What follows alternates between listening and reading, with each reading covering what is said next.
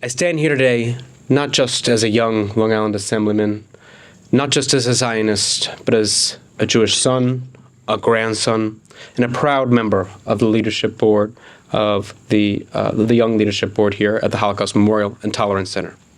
2 years ago, on October 7th, the world once again was shown evil that we thought only belonged in the past. Families were slaughtered, young people massacred, and children kidnapped into darkness.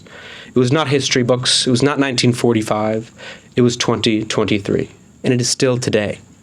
For many of us, this reality feels unreal.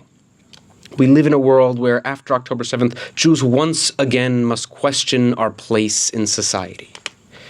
We ask, have we reached the high watermark when it comes to Jewish acceptance in this world, in this nation, or even in this state? And if so, what happens when that tide begins to recede? But what happened after the shocking massacre we all know was what followed. In the days, in the weeks after October 7th, the world's sympathy shifted from what was, and I'm sorry for your loss, and it quickly turned into a questioning of what really happened. It became a victim-blaming exercise where victims became suspects, murderers became murdered became the accused, and Jews everywhere were given a second wound on top of a first. And today we gather here with a glimmer of light and reports that may suggest that a deal could finally bring home every hostage, alive or dead, to their families, and this may be a turning point towards peace. But we must remember the Holocaust. This institution is here not just as a history lesson, but as one that teaches us that words become hatred, words of hatred become policies, policies become atrocities. This phrase, "never again," was born from that horror. But we must be honest. These words risk becoming ritual if we do not turn them into action.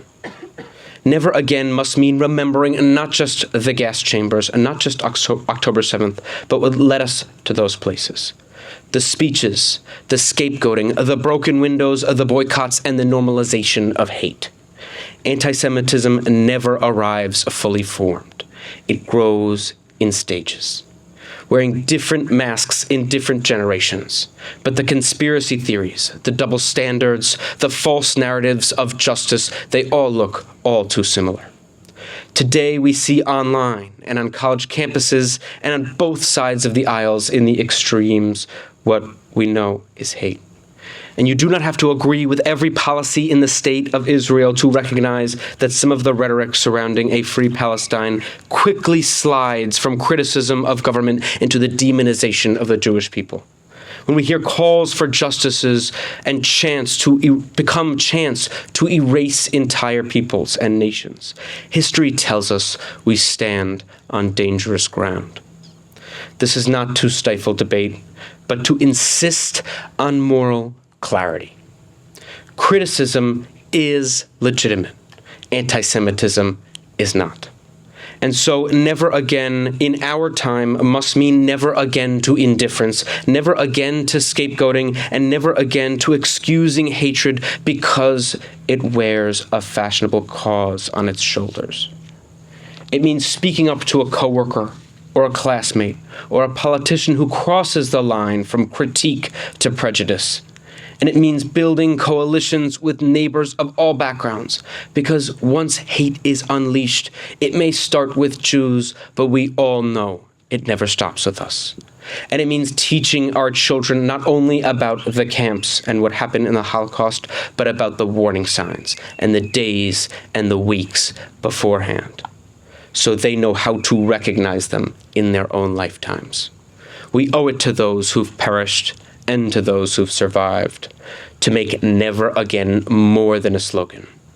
Let it be a promise to act early, to speak clearly, and to protect not only our own community, but every community that risks being scapegoated. Because the Holocaust did not begin with gas chambers, it began with words. And so our defense must begin with words too. Truth, courage, and unity. Thank you so much for having me. Thank you.